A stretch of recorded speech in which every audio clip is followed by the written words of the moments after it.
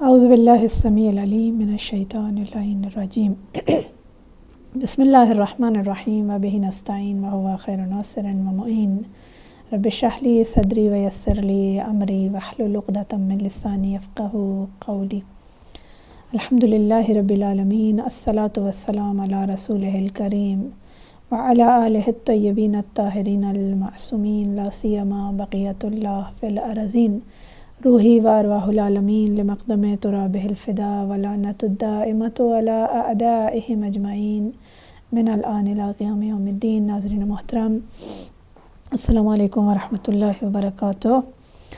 آج اللہ تبارک تعالیٰ کی بارگاہ میں شکر ادا کرتے ہوئے پروگرام کا آغاز کرتے ہیں کہ اس نے توفیق عنایت فرمائی کہ ایک بار پھر پروگرام بصیرت لے کر آپ کی خدمت میں حاضر ہیں۔ ناظرین محترم، یہ ایام جو ہیں اس کی اہم ترین مناسبتوں میں سے ایک مناسبت جو مجھے نظر آتی ہے وہ فروری 1979 میں آنے والا اسلامی انقلاب ہے کہ جس کے بانی اور رہبر حضرت امام خمینی رضوان اللہ تعالیٰ علیہ کی عظیم الشان شخصیت ہے کہ آپ کی قیادت میں یہ انقلاب جہاں پوری دنیا کی اسلامی تحریکوں کی تقویت کا سبب بنا، اس کے ساتھ ساتھ دنیا میں یہ بات بھی پایا ثبوت تک پہنچی کہ مذہب اسلام ہی وہ سچا مذہب ہے کہ جو انسانیت کے تمام تر دکھوں کا مداوع کر سکتا ہے۔ امام خمینی رحمۃ اللہ علیہ کی سحر انگیز شخصیت جو ہے وہ ہمیں دکھائی دیتا ہے کہ تاریخ اسلام کے انتہائی نورانی ابواب میں سے ایک باب کو ایک بار پھر احیا کرتی ہوئی نظر آتی ہے۔ امام خمینی رحمۃ اللہ علیہ کی زندگی نبی مکرم اسلام صلی اللہ علیہ وآلہ وسلم اور ائمہ خدا علیہم السلام کی زندگیوں جیسی سادگی اور عظمت کی حامل مجھے نظر آتی ہے۔ اور آج کے اس پروگرام میں جس شخصیت کے بارے میں ہم گفتگو کرنے چلے ہیں، چونکہ انقلاب اسلامی ایران کی سالگرہ کے ایام جو ہیں وہ عنقریب آنے والے ہیں، تو اس عظیم انقلاب کے بانی رہبر انقلاب اسلامی حضرت امام خمینی کی شخصیت ہے کہ جس حوالے سے ہم گفتگو کریں گے اور ہم یہ دیکھیں گے کہ یہ کون سی شخصیت ہے جس نے ایک مرتبہ پوری دنیا کو ہلا کر رکھ دیا اور ایسا تغیر و تحول آیا کہ جو انسان جن کے دلوں میں ضمیر ہیں وہ ایک مرتبہ چونک اٹھے اور ہدایت کا راستہ تلاش کرنے کے لیے انہوں نے بھرپور انداز میں اس قیادت کو جو ہے وہ مشعل راہ قرار دیتے ہوئے اپنی زندگیوں کو تبدیل کر دیا۔ ہم یہ دیکھتے ہیں کہ 24 ستمبر 1902 کے مطابق 20 جمادی الثانی 1320 کا دن تھا۔ خمین شہر میں جو ہے اس ایک بچے کی ولادت ہوتی ہے۔ اب دیکھیے آپ کی مناسبت بی بی کائنات سیدہ دو عالم فاطمہ زہرا سلام اللہ علیہا کا یوم ولادت ہے، اور اسی دن میں انہی کا ایک فرزند، انہی کی نسل میں سے ایک بچہ جو ہے اس نے خمین میں آنکھیں کھولی۔ اور یہ بعد میں کیا کام کرنے جا رہا ہے، ہم یہ دیکھتے ہیں کہ بعد میں اپنی شہزادی مادر گرامی کی کہ بابا کی شریعت کا پیغام جو ہے دنیا میں پہنچانے کی خاطر یہ وہ ہستی ہے، وہ فرد ہے کہ جو دنیا کے استکبار کے سامنے ڈٹا ہوا ہمیں نظر آتا ہے۔ آپ کے والد بزرگوار سید مصطفیٰ موسوی ہیں کہ جو خود مرحوم آیت اللہ العظمیٰ مرزا شیرازی رضوان اللہ تعالی علیہ کے ہم عصر ہیں، اور انہوں نے نجف اشرف سے علوم محمد و آل محمد علیہ السلام کو حاصل کیا۔ اسلامی معارف و علوم کو حاصل کرنے کے بعد درجہ اجتہاد تک پہنچے اور اس درجے پر فائز ہوئے۔ اس کے بعد واپس ایران آ کر اپنے خمین شہر میں تشریف لے گئے، اور وہاں پر آپ نے اس انداز میں لوگوں کی ہدایت اور دین کی خدمات انجام دیں کہ لوگوں کی تشنگی جو ہے اس کا کوئی مداوع ہو سکے اور ان کو علوم محمد و آل محمد سے سیراب کر سکیں۔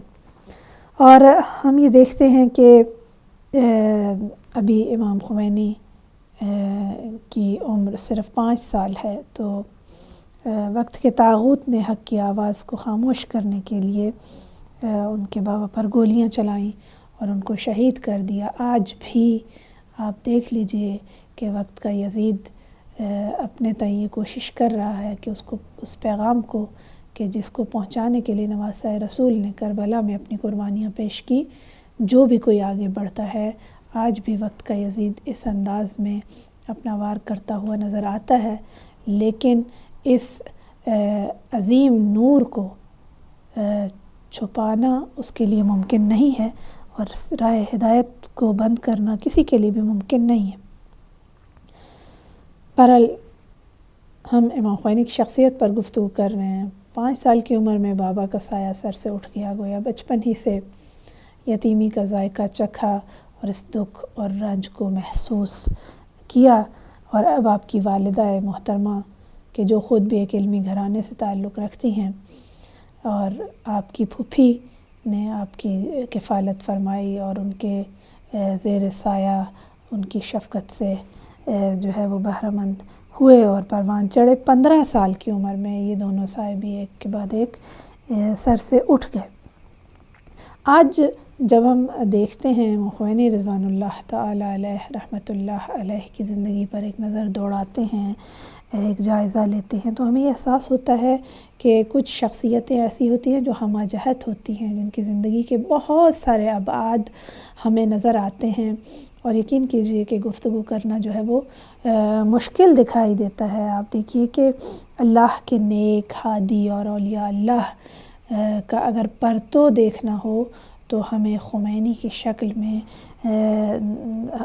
اس طرح سے نظر آتا ہے کہ تمام تر پہلو ایک جا نظر آتے ہیں کہ جو ایک مکمل انسان میں دینی نقطہ نگاہ میں بیان کیے جاتے ہیں یا سمجھ میں آتے ہیں کہ یہ نکات جو ہیں ان کی وجہ سے انسان کامل کہلا سکتا ہے۔ آپ کی زندگی کے مختلف ابعاد میں ہم دیکھتے ہیں کہ انفرادی لحاظ سے ہے یا پھر آپ کی اجتماعی زندگی ہے۔ انفرادی لحاظ سے اگر دیکھیں کہ آپ کا خاندان میں کیا کردار رہا ہے اور کس انداز میں آپ کے فیملی ممبرز کے ساتھ آپ کے تعلقات، انشاءاللہ اگر فرصت ہوا تو ان کو ہم کھول کر بھی بیان کریں گے۔ اس کے بعد امام خمینی رحمۃ اللہ علیہ کا اخلاق حسنہ کس طرح سے تمام تر افراد کے ساتھ آپ کا رویہ رہتا ہے۔ علمی حوالے سے ہم آپ کی شخصیت کو اگر دیکھتے ہیں تو دیکھتے ہیں کہ آپ نے خود اس کے لیے کس قدر محنت کی ہے اور کس طرح سے اس مقام تک پہنچے ہیں۔ اگر اس حوالے سے دیکھیں کہ مختلف علوم میں نئے نظریات دیے، خصوصاً اصول فقہ میں، تفسیر میں، اور بے پناہ اور دیگر ابعاد بھی ہیں، اور اجتماعی زندگی میں بھی ایک بہترین نمونہ اور ایک بارز مثال نظر آتے ہیں اس چیز کی کہ کس قدر بہترین مدیر ہیں، رہبر ہیں، کیسا مدبر انسان ہے، کتنا بڑا سیاستدان ہے۔ اور اگر میں ایک جملے میں اس کا خلاصہ کرنا چاہوں تو پھر میں صرف یہی کہوں گی کہ خمینی بہترین انسان تھے، اور بہترین انسان ہونے کے ساتھ ساتھ بہترین فقیہ، بہترین مفسر، اور اسی طرح سے عارف بھی تھے، رہبر بھی تھے، اور بہت کچھ ہمیں نظر آتا ہے۔ نبی مکرم اسلام صلی اللہ علیہ وآلہ وسلم اس کائنات کی وہ عظیم ہستی ہیں کہ جب آپ تشریف لائے ہیں تو آپ نے ایک نظریہ دیا، اسلام کا نظریہ، حکومت اسلامی کا نظریہ، اور اس کے بعد اس کی عملی تصویر بھی پیش کی۔ کوئی ایسا حکم ہمیں پیغمبر گرامی اسلام صلی اللہ علیہ وآلہ وسلم کی زندگی میں نظر نہیں آتا کہ عملاً آپ نے اس پر عمل پیرا نہ ہوئے ہوں اور اس کا دوسروں کو حکم دیا ہو یا ایسا قانون بنایا ہو کہ جس پر عمل کرنا خود اپنے لیے بھی ممکن نہ ہو۔ اور لہٰذا اگر میں امام خمینی کی شخصیت کا مطالعہ کرتی ہوں اور میں یہ دیکھتی ہوں کہ بالکل اپنے جد کی طرح ان کا ایک فرزند اس دنیا میں اٹھا اور اٹھ کر جو بھی نظریات دیے اس کو عملی شکل میں آپ نے جو ہے وہ پیش کیا، اور ولایت فقیہ کا نظریہ در حقیقت آپ دیکھیں گے انشاءاللہ آگے جا کر ہم بیان کریں گے کہ کب اور کس وقت میں حضرت امام خمینی نے پیش کیا۔ کیا مطلب ہے ولایت فقیہ کا نظریہ؟ یعنی یہ کہ غیبت معصوم علیہ السلام میں اسلامی ریاست کا قیام اور اسلامی ریاست کا نظام جو ہے وہ ولی فقیہ کے زیر نظر جو کہ عادل فقیہ ہو اور جب امام علیہ السلام آئیں تو وہ پھر اپنی صوابدید پر جو ہے اس نظام کو قائم کریں گے۔ حضرت امام خمینی رحمۃ اللہ علیہ 1921 تقریباً آپ کی عمر مبارک 19 برس ہے کہ جب آیت اللہ حائری کے حوزہ میں عراق شہر ہے وہاں پر علوم دینی کو حاصل کرنے کے لیے تشریف لے گئے اور پھر کچھ عرصہ آپ نے وہاں پر گزارا۔ کچھ عرصے کے بعد عراق سے قم منتقل ہو گئے۔ جب حضرت آیت اللہ حائری قم منتقل ہوئے آپ کے اساتذہ میں بہت سارے نام جو ہیں وہ ہمیں خاص طور پر نظر آتے ہیں۔ 14 نام تو خاص طور پر نظر آتے ہیں جن میں سے چند ایک جو ہیں وہ اپنے بے پناہ مقام و شہرت کے حامل نظر آتے ہیں اپنی خاص معنوی شخصیت کی بنا پر، جیسے حضرت آیت اللہ شاہ آبادی، آیت اللہ حائری، آیت اللہ مرزا جواد ملکی تبریزی اور دیگر نام بھی مجھے نظر آتے ہیں۔ مرزا محمد علی ادیب تہرانی آپ کے اساتذہ میں سے ہیں، سید محمد تقی خنصاری ہیں، سید بہشتی جیسی شخصیتیں ایسی نظر آتی ہیں کہ جن کا فخر یہ تھا کہ ہم امام خمینی کے شاگرد ہیں۔ جیسا کہ میں نے عرض کیا کہ آپ نے حوزہ علمیہ نجف میں تھے جب ولایت فقیہ کا آپ نے نظریہ پیش کیا، تو یہ زمانہ کون سا زمانہ ہے کہ جب یہ پروپیگنڈا کیا جاتا ہے اور لوگوں کو جو ہے وہ دین سے دور کرنے کے لیے اس انداز میں کہا جاتا ہے کہ دین اور سیاست جو ہے وہ دو مختلف چیزیں ہیں، دین اور سیاست کا آپس میں کوئی جوڑ نہیں ہے، یہ تو ایک دوسرے سے جدا ہیں، جیسا کہ آج بھی بہت سے لوگ، یا یہ کہا جاتا ہے کہ دین اسلام جو ہے انسان کا ایک ذاتی معاملہ ہے، اور یا پھر اس طرح سے کہا جاتا تھا کہ دین ایک افیون کی طرح ہے جو انسان کو معاشرے سے سماج سے کاٹ کے رکھ دیتا ہے۔ آپ دیکھیے کہ حضرت امام خمینی نے جب نظریہ ولایت فقیہ پیش کیا ہے اور اس سارے پروپیگنڈے کو آپ کے انقلاب نے نقش پر آب کر دیا اور ثابت کیا کہ جب معاشرے میں دین آتا ہے، جب دین پر عمل ہوتا ہے، جب دینداری زیادہ ہوتی ہے، جب اسلامی اقدار جو ہیں وہ انسان کی زندگی میں اثر انداز ہوتے ہیں، تو پھر زندگی کے ہر پہلو میں انسان جو ہے وہ ترقی کرتا ہوا نظر آتا ہے، اور اس کا بارز اور آشکار نمونہ آج ہمیں حکومت ایران کی شکل میں نظر آتا ہے۔ اور اسی طرح سے یہ آپ کا اصل میں لایا ہوا انقلاب ہی تھا، یا آپ کی تعلیمات اور آپ کا کردار ہی تھا کہ جس نے دنیا پر یہ ثابت کیا کہ اگر دنیا اور آخرت کی سعادت انسان چاہتا ہے تو پھر انسان دیندار ہو جائے تو اس میں نجات ہے، اور دین ہرگز انسان کی کسی قسم کی علمی رکاوٹ میں جو ہے وہ رکاوٹ نہیں ڈالتا، بلکہ اس کی بالغی، اس کی سرعت میں حتیٰ اضافہ کرتا ہے۔ امام خمینی رحمۃ اللہ علیہ کے انقلاب کے ایک نعرہ تھا کہ آؤ ایران کو مدرسہ کریں، اور ہم یہ دیکھتے ہیں کہ یہ وہی پیغام ہے کہ جو اسلام نے پہلے ہی دن سے فرمایا کہ پیغمبر گرامی اسلام نے کیا ارشاد فرمایا، طلب العلم فریضۃ علی کل مسلم و مسلمہ، ارشاد فرمایا اطلب العلم من المہد الی اللحد۔ اور ہم نے اپنی آنکھوں سے دیکھا کہ کس طریقے سے بچے تو ظاہر ہے کہ پڑھتے ہیں اسکولوں میں جا کر، لیکن بوڑھے مرد، بوڑھی عورتیں، شادی شدہ افراد پارٹ ٹائم اپنی تمام تر روزمرہ مصروفیات سے وقت نکال کر انہوں نے علم حاصل کیا۔ اور میں بہت سارے ایسے افراد کو جانتی ہوں۔ جی السلام علیکم، ہمارے ساتھ ایک کالر ہیں۔ ہلو، السلام علیکم۔ جی وعلیکم السلام، کون بہن، کہاں سے؟ جی میں نام نہیں بتانا چاہتی. آپ کا پروگرام ماشاءاللہ بہت اچھا ہے. سلامت ہے. میرا سوال آپ کے ٹاپک سے تھوڑا کافی ہٹ کے ہے. جی فرمائے. کہ میرے پاس مجھے کسی نے موضوع دیا تھا جناب زینب سلام اللہ علیہ کا, اور مجھے بولا کہتا کہ اس کی 13 کاپیز کر کے فوٹو کاپی تو لوگوں کو دینی ہے. کیا یہ ٹھیک ہے کہ یہ جسٹ ایسے ہی کہانیاں ہیں کہ ہونا چاہیے, کہ یہ ٹھیک عمل ہے؟ یہ منت جیسے ایک منت کے سینس میں آتا ہے کہ یہ ٹھیک ہے عمل؟ مجھے اس کا پلیز جواب دیں ابھی. بہت شکریہ. جی شکریہ. بہرحال ٹاپک سے ریلیٹڈ گفتگو ہو تو میں ہمیشہ عرض کرتی ہوں اچھا لگتا ہے. ہم کوشش کریں گے کہ پروگرام کے آخر میں اس ٹاپک پہ گفتگو کریں. ایک اور کالر ہمارے ساتھ ہیں. السلام علیکم.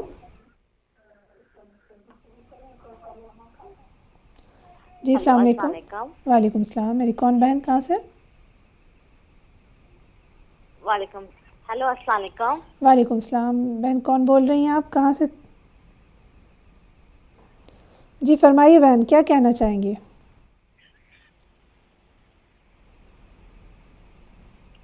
السلام علیکم.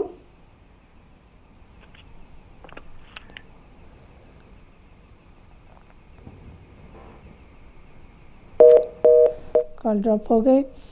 بہرحال ہم یہ دیکھتے ہیں کہ ایران کے نظام تعلیم نے آج اس قدر ترقی کی ہے کہ ایرانی معاشرے میں شرح خواندگی تمام عالم اسلام میں سب سے آگے ہے. دنیا کی تیز ترار علمی ترقی کے ساتھ ساتھ ایران آج پرواز کر رہا ہے. کس قدر نئی نئی ایجادات, اور اگر ہم ذکر کرنا چاہیں کہ اس کے ساتھ ساتھ جو ہے وہ صنعتی انقلاب اور بہت ساری ایسی چیزیں ہیں کہ جس میں سب کو پیچھے چھوڑ دیا ہے. اور ترقیوں کے ساتھ ساتھ جو ایک اہم تحفہ میں کہوں گی کہ حضرت امام خمینی رحمۃ اللہ علیہ کی شخصیت کے اس عظیم اور اعلیٰ قدم کے اٹھانے کے بعد ہمیں دنیا میں کہیں نظر نہیں آتا. وہ لوگوں کی معنوی زندگی میں ایک بہت بڑی تبدیلی ہمیں نظر آتی ہے کہ لوگ جو ہیں وہ نماز کے ذریعے سے, دعاؤں کے ذریعے سے اور ایسے مذہبی اور علمی پروگراموں کے ذریعے سے لوگوں کی جو ہے وہ معنوی ضرورت کو نہ صرف پورا کیا گیا بلکہ بہت ساری کج رویوں اور انحرافات سے بچاؤ کا ہمیں ذریعہ نظر آتا ہے.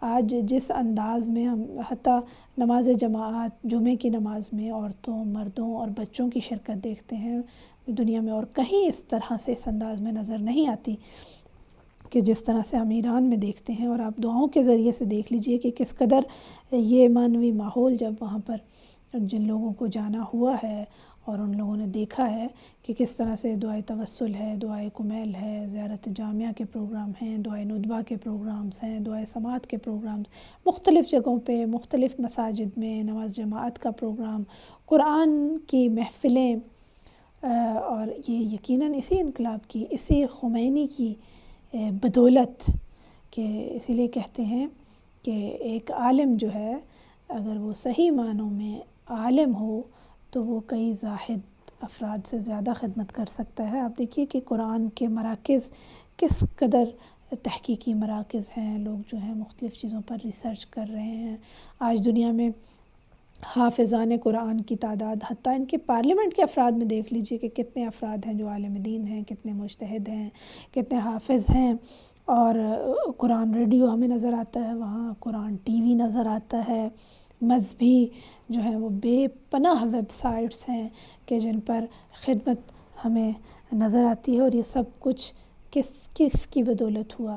ظاہر ہے کہ تبدیلی لانا آسان نہیں ہوتا, اس کے لیے بہت زیادہ محنت اور کام کرنے کی ضرورت ہوتی ہے. جی ایک کالر ہمارے ساتھ ہیں. السلام علیکم. السلام علیکم. وعلیکم السلام. جی میری کون بہن کہاں سے؟ جی میں نام نہیں بتانا چاہتی اپنا. میں نے ایک سوال تھا آپ سے. بسم اللہ کیجیے. عید میلاد النبی مناتے ہیں اور میلاد کرتے ہیں, لیکن قرآن میں میلاد کی یا کسی بھی چیز کی کوئی کچھ حدیث میں ہم مان سکتے ہیں کہ حدیث میں ہے، لیکن اللہ نے ہمیں یہ پیغام دیا ہے کہ جو میں نے قرآن میں لکھا ہے آپ وہ کرو. اب یہ میلاد ملاتے ہیں، لوگ جاتے ہیں وہاں پہ اونچی اونچی آواز سے نعرے لگاتے ہیں، کیا یہ ضروری ہے یہ چیزیں یا نہیں؟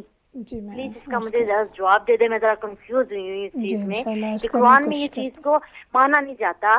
خوشی مناؤ، درود شریف بھیجو، لیکن یہ آپ نعرے لگا رہے ہو، آپ کچھ کر رہے ہو، یہ کیا؟ آپ پلیز اس کا مجھے ذرا بتا دیجیے گا، بہت مہربانی ہوگی آپ کی. جی ٹھیک ہے. بہرحال ہماری پھر بھی خواہش ہے کہ السلام علیکم، ایک اور کالر ہمارے ساتھ ہیں.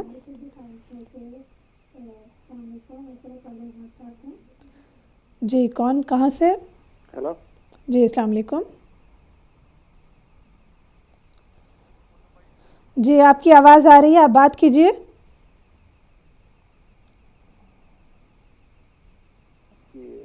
آپ کا جو ٹاپک ہے امام خمینی کا، جی تو مجھے صرف یہ بات کہنی تھی کہ دیکھیں خمینی نے کتاب لکھی ہے کشف الاسرار. اس کتاب میں انہوں نے حضرت ابو بکر، حضرت عمر، شکریہ بھائی. حضرت عثمان،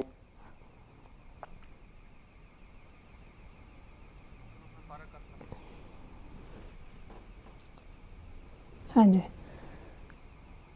اور کوئی کالر ہے ہمارے ساتھ؟ جی میرا خیال ہے اور کالر نہیں ہے. جی تو میں عرض کر رہی تھی کہ ہم یہ دیکھتے ہیں کہ لاکھوں کی تعداد میں ہمیں حافظان قرآن نظر آتے ہیں، اور بچے، بوڑھے، مرد، عورتیں، جوان قرآن سے وابستہ نظر آتے ہیں، دین سے وابستہ نظر آتے ہیں. اور اس انداز میں آپ دیکھیے کہ اگر میں خلاصہ پیش کروں کہ انسانی انفرادی طور پر انسانوں نے جو ہے وہ وہاں پر رشد کیا، اور اجتماعی طور پر دنیا میں اور کوئی ملک ایسا ہمیں دکھا دیں کہ کس طرح آنکھوں میں آنکھیں استکبار کے ڈال کر اور طاغوت کے سامنے جو ہے وہ سینہ سپر ہو کر کھڑے ہو جاتے ہیں اور ڈٹ جاتے ہیں، اور بے ایک آواز یہ پیغام دیتے ہوئے نظر آتے ہیں کہ تم ہمارا کچھ نہیں بگاڑ سکتے ہو. تو میں دوبارہ آنا چاہتی ہوں آپ کی زندگی کے مختلف پہلوؤں پر، اور یہ دیکھنا چاہتی ہوں کہ حضرت امام خمینی جو ہیں وہ اس طریقے سے آپ نے زندگی بسر کی. تو یقیناً جیسا کہ میں عرض کر رہی تھی کالز آنے کے سے پہلے کہ یہ سب آسان نہیں ہوتا، اور یقیناً یہ سب کچھ حاصل کرنے کے لیے آپ کو عملی نمونہ پیش کرنا پڑتا ہے. اور یہ ایسی شخصیت اور ہستی نظر آتی ہیں کہ جو علم اور عمل ساتھ ساتھ جن کی زندگی میں دکھائی دیتا ہے، جن کی زندگی میں عملی طور پر بھی ہمیں تحول دکھائی دیتا ہے، عملی طور پر بھی نمونہ عمل دکھائی دیتا ہے، اور علمی طور پر بھی جو ہے آپ اعلیٰ ترین مدارج کو دیکھ سکتے ہیں ان کی شخصیت میں. اور یقیناً یہ سب کچھ قرآن اور اہل بیت اطہار علیہم السلام کی تعالیم کی روشنی میں ہی یہ انداز جو ہے اپنایا گیا، اور اس انداز میں آ کر خدمت کی دین کی. آپ دیکھیں کہ حضرت امام خمینی رحمۃ اللہ علیہ کس قدر پروردگار عالم پر توکل کرتے ہوئے نظر آتے ہیں. بہت ساری آپ کی بارز جی السلام علیکم، ایک کالر ہے ہمارے ساتھ. السلام علیکم. السلام علیکم. علیکم السلام. شازیہ نقوی عرض کر رہی ہوں. جی ماشاءاللہ، بہت بہت شکریہ. ناظرین محترم، بتاتی چلوں کہ سسٹر شازیہ نقوی عالمہ محترمہ، اور ہماری خوش نصیبی کہ آپ تشریف لائیں. بہت شکریہ آپ کا. جی فرمائیے میری بہن.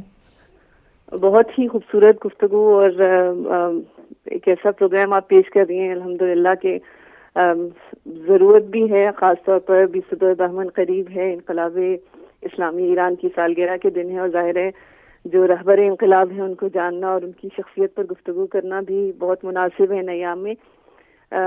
بس میں کچھ باتیں عرض کرنا چاہ رہی تھی جو ظاہر ہے میں سمجھتی ہوں کہ امام خمینی رحمۃ اللہ علیہ کی ایک ایسی شخصیت ہے کہ بہت سی ایسی جہاد ہیں، بہت سے ایسے اینگل ہیں کہ جن پر گفتگو ہو سکتی ہے.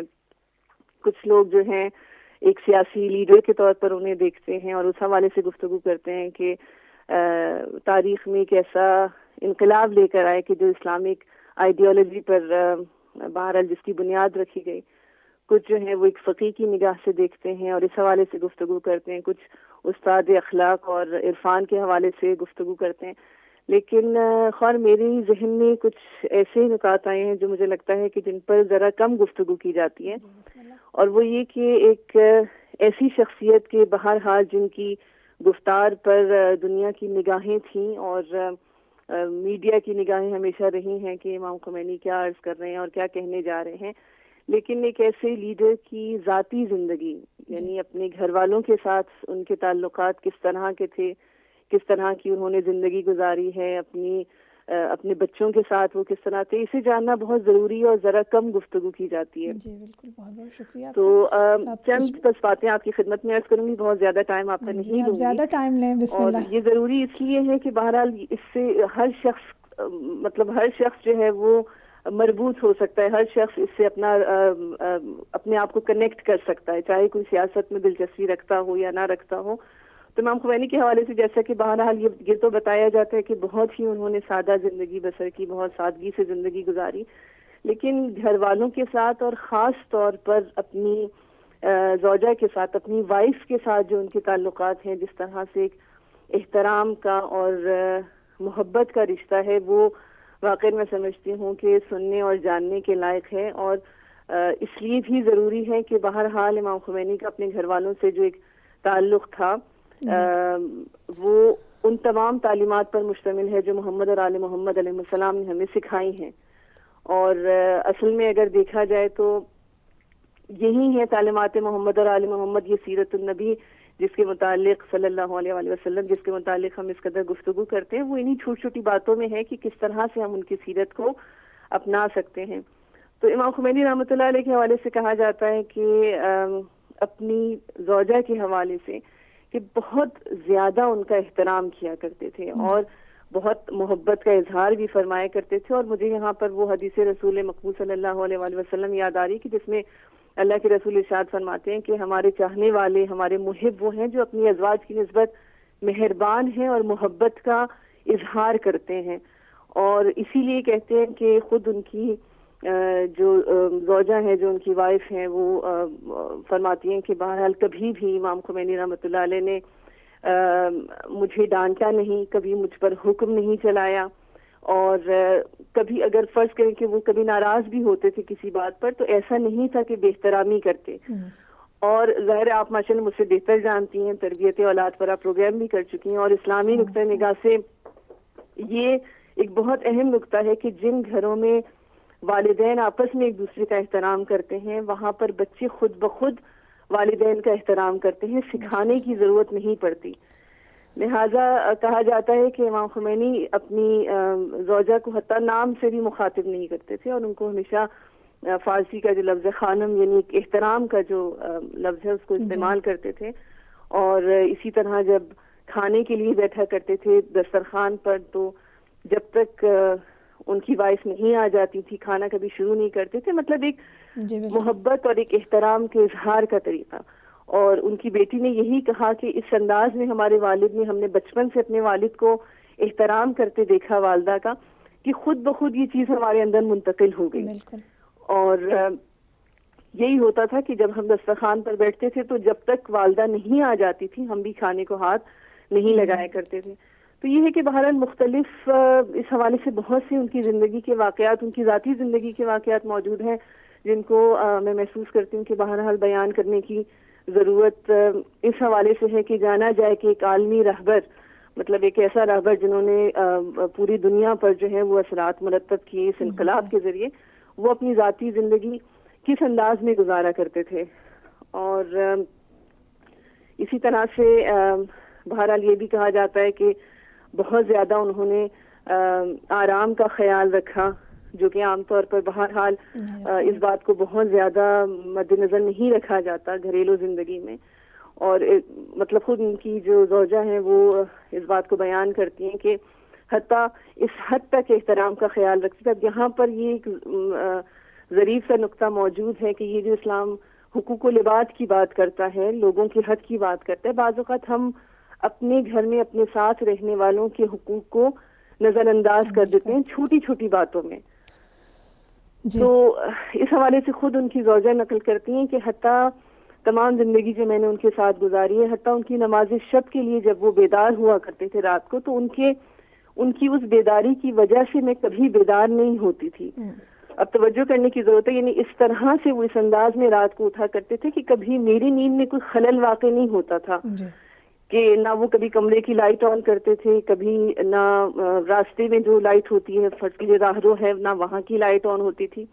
حتیٰ یہاں تک وہ بیان کرتی ہیں کہ واش روم کے لیے بھی وہ لائٹ کو نہیں آن کرتے تھے کہ کسی کی آنکھ نہ کھلے، بلکہ ٹارچ کا استعمال کرتے تھے. اور وضو کرنے کے لیے جہاں پر وضو کرتے تھے نیچے ایک جیسے فوم یا اسپنج سا رکھ دیتے تھے تاکہ پانی جو ہے وہ پانی کی آواز سے گھر والوں کی آنکھ نہ کھل جائے. اللہ اکبر. مطلب میں سمجھتی ہوں کہ بہرحال یہ انسانی حقوق کا یا گھر والوں کے حقوق کا خیال رکھنے کی ایک انتہا ہے کہ انسان کسی کے آرام میں کسی کی نیند میں مخل نہ ہو.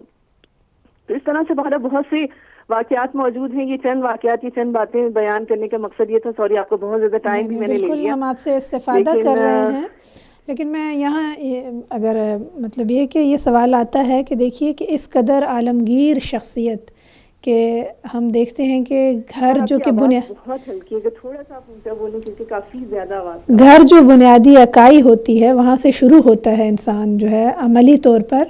تو کیا خیال ہے آپ کا کہ باہر بھی آپ دیکھیں کہ دنیا کے ہر خطے میں جہاں پہ ہم دیکھتے ہیں کہ آپ کا پیغام پہنچا، آپ کے چاہنے والے نظر آتے ہیں؟ بالکل میں بالکل آپ کی اس بات سے متفق ہوں، بلکہ مجھے وہ بات یاد آ رہی ہے کہ بہت سے واقعات اس حوالے سے موجود ہیں کہ جب امام خمینی رحمۃ اللہ علیہ فرانس میں تشریف فرما تھے تو وہاں پر واقعہ ملتا ہے کہ ایک عیسائی خاتون جو ہیں انہوں نے اپنا زیور وغیرہ سب کچھ جو بھی ان کے پاس موجود تھا وہ انہوں نے بیچ دیا، حالانکہ وہ کرسچن تھی اور عیسائی تھی، لیکن اس کے باوجود انہوں نے وہ بیچا. اور جب وہ فرانس گئے ہیں امام خمینی سے ملنے کے لیے تو کسی نے جب ان سے سوال کیا کہ آپ کیوں ملنا چاہتی تھی تو انہوں نے کہا کہ میں حضرت عیسیٰ مسیح کو محسوس کرنا چاہتی تھی، لہٰذا میں ان کے پاس ملنے کے لیے گئی. مطلب اس طرح سے انہوں نے اثرات مرتب کیا. مجھے یہ محسوس ہوتا ہے کہ امام خمینی کی شخصیت میں جو خلوص موجود تھا، اس خلوص کی وجہ سے ان کی شخصیت میں ایک سحر تھا کہ جب وہ فرانس میں تھے تو دور دور سے لوگ ان سے ملنے کے لیے گئے، اگرچہ بہت مشکل تھا اس زمانے میں جانا.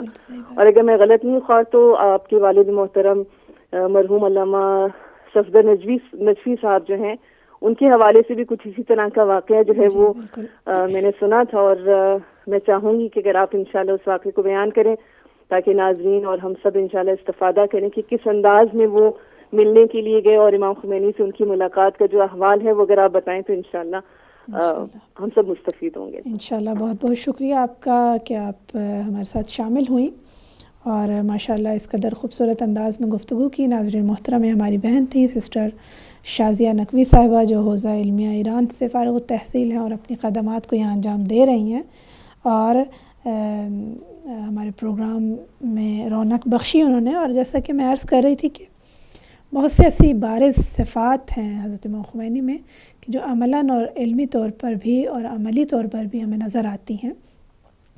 چونکہ وقت پیچھے کم ہے تو میں اسی گفتگو کو اپنی بہن کی آگے بڑھاؤں گی کہ آپ یہ دیکھیے کہ گھر سے انسان شروع ہوتا ہے. بہت سے ہم لوگ یہ چاہتے ہیں کہ دوسرے تبدیل ہو جائیں، دوسرے گھر میں، کمیونٹی میں، معاشرے میں، شہر میں انقلاب لانا چاہتے ہیں، لیکن در حقیقت اپنے اندر سے شروع نہیں کرتے، اپنے گھر والوں کو نظر انداز کرتے ہیں. اور حقوق کو پورا کرنا ہو یا فرائض کی ذمہ داری جو ہے اس کو انجام دینا ہو، اس میں ظاہر ہے کہ شروع جو ہے وہ اپنے آپ سے کرنا پڑتا ہے اور یہ آسان نہیں ہوتا ہے. یقیناً اس کے لیے محنت کرنی پڑتی ہے، مشکل ہوتا ہے. اور جس طرح سے کہ ہم نے سنا کہ کس قدر احترام بجا لاتے ہیں. اور میں آپ کو عرض کر رہی تھی حضرت امام خمینی کی زندگی کا وہ واقعہ کہ جب آپ نے رشتہ بھیجا ہے اور شاید بہت سے لوگ اس بات سے آگاہ ہیں یا نہیں کہ لڑکی کے والد جو ہیں وہ اس رشتے پر راضی تھے لیکن بیٹی کی رضایت جو ہے وہ نہیں مل سکی، لہٰذا انکار کر دیا گیا. لیکن ادھر سے بار بار اصرار ہوا اور بار بار پیغام بھیجا گیا یہاں تک کہ تقریباً 10 مہینے اس خواستگاری میں لگے اور اس کے بعد وہ انکار جو ہے وہ اقرار میں تبدیل ہوا. تو بعد میں یہ پتہ چلا کہ انہوں نے ایک خواب دیکھا اور اس خواب کی تعبیر دنیا نے بعد میں دیکھی کہ جس میں یہ پیغام تھا کہ یہ شادی در حقیقت اہل بیت اطہار علیہم السلام کی رضایت اس میں شامل حال ہے. اور اس کے بعد آپ کی زوجہ نے ہاں کی اور یہ شادی جو ہے وہ انجام پائی. اور ہم دیکھتے ہیں کہ کس قدر پاکیزہ جو ہے وہ ثمر اس ازدواج کے میں نظر آتے ہیں. 2 بیٹے اور 3 بیٹیوں کی شکل میں کہ جنہوں نے اپنے انداز میں جو ہے اپنے بابا کے پیغام کو اور مشن کو آگے پہنچایا اور محمد و آل محمد کی تعلیمات کو آگے پہنچایا. اور آج میں یہاں یہ بھی کہنا چاہتی ہوں کہ کبھی کبھی جب ہم یہ دیکھتے ہیں کہ فلاں شخص جو ہے بہت بڑا عالم دین ہے یا دنیاوی لحاظ سے کسی بڑی پوسٹ پر ہے یا دنیاوی لحاظ سے ہم دیکھیں کہ صدر ہے کسی ملک کا وزیر اعظم ہے، تو اس کا مطلب یہ ہرگز نہیں ہوتا کہ اس کے فیملی کے تعلقات جو ہیں وہ مخدوش دکھائی دیں، یا مثلا والدین کا احترام ہے، بہن بھائیوں کا احترام ہے، میاں بیوی کا جو ہے وہ جو رشتہ جس کا تقاضا دین اسلام کرتا ہے اس کو بھول جائیں. اور دوسری بات جو ہماری بہن نے بھی بیان کی اور میں بھی عرض کرنا چاہ رہی تھی اور اسی طرف آ رہی تھی کہ امام خمینی رحمۃ اللہ علیہ جو ہیں ان کی رہبری ایسی ہے کہ لوگوں کے دلوں پر آپ نے حکومت کی ہے. اور اس کی وجہ یہ ہے کہ حاکمیت نہیں کی، یعنی آمر نہیں تھے، وہ امر و نہی صرف کرنے کے لیے نہیں تھے بلکہ عمل کیا اور لوگوں کو یہ بیان کیا کہ میں تمہارا خدمت گزار ہوں، میں اسلام کا ایک سپاہی ہوں. ہمیشہ کہا کہ میں ایک پاسدار ہوں، ہمیشہ کہا کہ میں ایک اسٹوڈنٹ ہوں، اور لوگوں سے یہ کہا کہ میں تم لوگوں کو اپنے بچوں کی طرح سمجھتا ہوں، میں تم لوگوں سے عشق کرتا ہوں. اور یہی وجہ ہے کہ آج بھی جب کہ ان کو اس دنیا سے گئے ہوئے کتنا عرصہ گزر گیا ہے، لوگ خمینی کا نام لیتے ہیں جو صاحب بصیرت ہیں، تو ان کے دل میں عشق کا احساس نظر آتا ہے. اور چاہا تھا بہن نے کہ میں بیان کروں کہ ہمارے والد محترم بھی اس زمانے میں اپنا گھر انہوں نے فروخت کیا اور وہ رقم لے کر امام خمینی کی خدمت میں فرانس تشریف لے گئے اور ان کی خدمت میں وہ رقم پیش کی اور ان کو پاکستان آنے کی بھی دعوت دی اور کہا کہ آپ تشریف لائیں. چونکہ ظاہر ہے کہ اس وقت آپ جلا وطن تھے اور باہر ایران سے جو ہے وہ باہر مختلف مقامات پر ترکی میں رہے اور فرانس میں پھر رہے، اور اس کے کچھ عرصے کے بعد ہی انقلاب اسلامی ایران جو ہے وہ کامیاب ہو گیا. تو آپ یہ دیکھیے کہ یقیناً ہم جب کسی بھی شخصیت کے بارے میں کوئی بھی گفتگو کرتے ہیں تو ہمیشہ کی طرح یہ عرض کروں گی کہ ہمیں یہ دیکھنا ہے کہ اس میں ہمارے لیے کیا ہے. ہم یہ دیکھتے ہیں کہ جب کوئی بھی فرد اپنے اندر اخلاص پیدا کر لے اور اخلاص اس مرتبے اور مقام کا ہو کہ وہ فرد جو کہ اپنی زندگی میں بے انتہا مہربان، بے انتہا سادہ زندگی بسر کرنا، بالکل سادہ وہ مکان آج بہت سے لوگوں نے جا کر دیکھا ہوگا، ہم نے بھی ہمیں توفیق حاصل ہوئی، 2-2.5 کمرے پر مشتمل اور چھوٹا سا صحن ہے اور ساری زندگی اسی گھر میں گزاری جس کے فرش بھی سادہ ترین ہیں، جس کا سامان بھی بالکل سادگی کی اپنی منہ بولتی تصویر نظر آتا ہے، اور وہاں زندگی گزاری اور دنیا پر حکومت کی اور دنیا کے افراد کے دلوں پر حکومت کی. اور اس طریقے سے مجھے یاد ہے وہ زمانہ کہ جب جنگ کا زمانہ تھا عراق اور ایران کے، تو کس طرح سے نوجوان اپنے آپ کو خمینی کے عاشق اور اپنے آپ کو خمینی کے پروانے سمجھتے تھے اور اس طرح سے جان نچھاور کرنے پر تیار رہتے تھے. ہمیں دیکھتے ہیں کہ امام خمینی نے اپنی زندگی میں ہر پہلو کو جو ہے وہ بہت ہی خوبصورت انداز میں نبھایا. اپنی ذاتی زندگی میں عبادت کے حوالے سے اللہ تبارک تعالیٰ سے جو آپ کا کنیکشن ہے اور ربط ہے، اور نماز اور عبادت کے حوالے سے، اور حتیٰ آپ دیکھیے کہ نماز شب بھی جب انجام پڑھتے ہیں اس قدر پابندی کے ساتھ، کیونکہ زوجہ یہ بیان کرتی ہیں کہ میں نے کبھی نہیں دیکھا کہ نماز شب ترک کریں. اور ایک دن جب دن کے وقت آپ کے گھر میں کوئی افراد آئے ہوئے تھے، انہوں نے دیکھا کہ رونے کی آواز جو ہے وہ آ رہی ہے اور گریہ کی آواز آ رہی ہے، اور پوچھنے پر پتہ چلا کہ اگر کسی شب نماز شب جو ہے وہ رہ جاتی تو دن میں آپ کی یہ حالت ہوتی.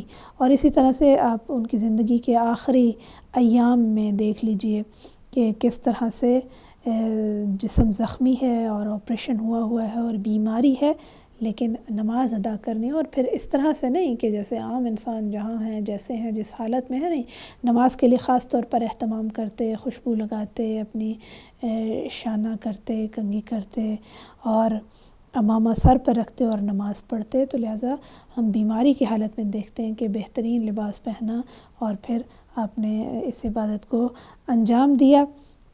اور اتنا مہربان انسان، نرم دل انسان، لیکن جب دشمن کے مقابل ہے تو پھر کوئی ان میں تبدیلی نہیں لا سکتا.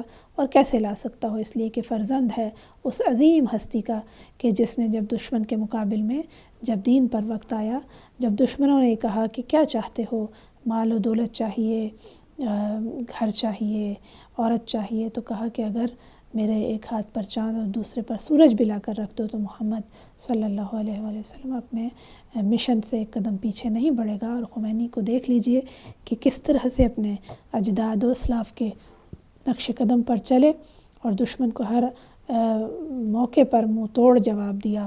اور وہ جملہ تاریخی ہے کہ من توئے دہنی ان ملت توئے دہنی دولت می زنم، کہ میں اس دولت کا منہ جو ہے وہ توڑ دوں گا.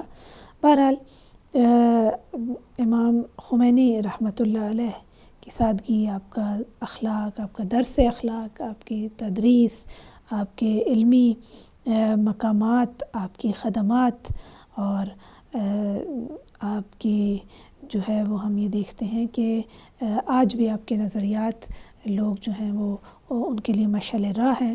اور اس انداز میں اگر انسان چاہتا ہے کہ تبدیلی مقصد ہے، اگر تاریکی سے نور کی طرف ہو، تو اس کے لیے ہمارے پاس بہت سے آئیڈیل موجود ہیں. آج کے زمانے کے وہ افراد جو معصوم نہیں ہیں، لیکن انہوں نے اپنے عمل کے ساتھ ثابت کیا کہ اگر انسان کا مقصد عظیم ہو اور خلوص کے ساتھ وہ اس پر مصر ہو اور ثابت قدمی کے ساتھ اس پر چلے اور پھر ڈٹ جائے تو انسان بہت کچھ کر سکتا ہے.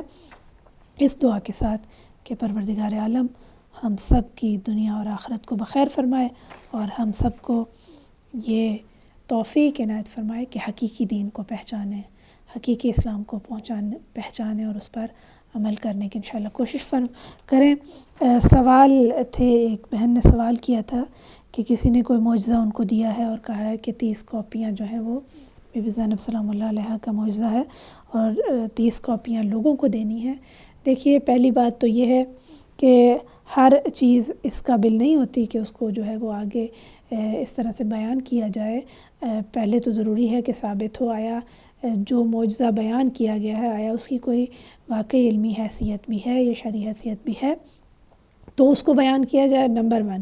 دوسری بات یہ ہے کہ کوئی بھی کسی کو اس چیز کی پابند نہیں کر سکتا کہ میں نے چونکہ یہ کاپی آپ تک پہنچی ہے تو اگر آپ نے اتنے دنوں تک اتنی کاپیاں آگے نہ پہنچائیں تو آپ کی زندگی میں فلان مصیبت آئے گی.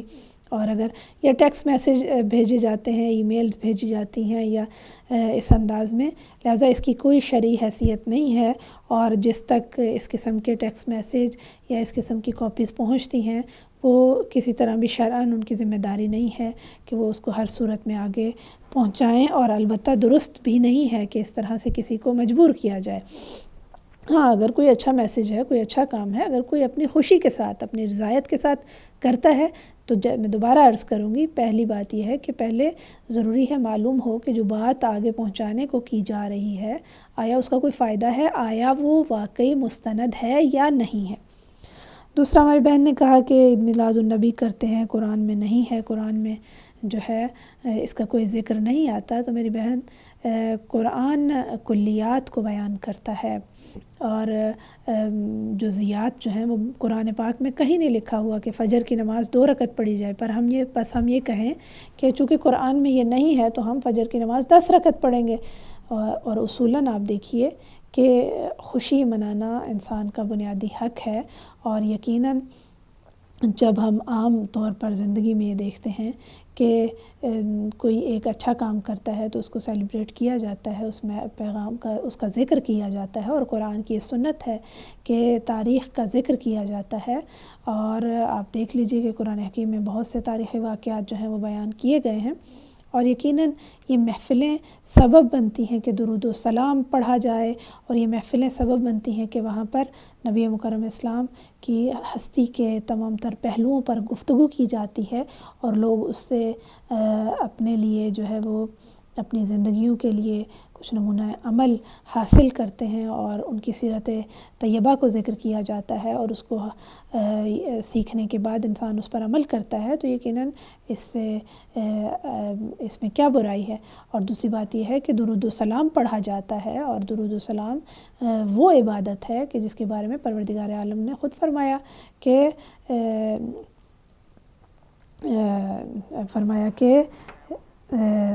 درود پڑھنے کے بارے میں جو آیہ مجیدہ ہے، اس وقت میرے دماغ میں نہیں آ رہی، ان اللہ و ملائکتہ یصلون علی النبی یا ایھا الذین آمنوا صلوا علیہ وسلموا تسلیما. تو درود و سلام کی نعت کا ذکر کوئی حرج نہیں ہے. جہاں تک آپ نے کہا کہ نعرے لگائے جاتے ہیں تو اس میں بھی کوئی حرج نہیں نظر آتا، اور اس میں شرعی کوئی ممانعت نظر نہیں آتی ہے. اور اس کے علاوہ ایک اور سوال آیا کہ جو ادھورا رہ گیا، اور کال ہماری جو ہے وہ کٹ گئی، لیکن میں یہ کہوں گی کہ محبتوں کے پیغام کو آگے پہنچانا ہو تو انشاءاللہ اسی میں ہماری دنیا اور ہماری آخرت جو ہے وہ بخیر ہے. اور باقی زندگی رہی تو انشاءاللہ اگلے ہفتے کوئی اور پروگرام لے کر آپ کی خدمت میں حاضر ہوں گے. یہ دعا کرتے ہیں کہ پروردگارہ تو ہمیں صحیح معنوں میں اپنے اولیاء اللہ کی معرفت عطا فرما، اور پروردگارہ تو نے ہماری ہدایت و رہبری کے لیے بندوبست کیے، ہمیں بھی توفیق عنایت فرما کہ ہم واقعی ایسے تیرے نیک مومن سچے اور سچے عبد بن سکیں جیسا تو چاہتا ہے. وصلی اللہ علی محمد و آلہ الطیبین الطاہرین المعصومین.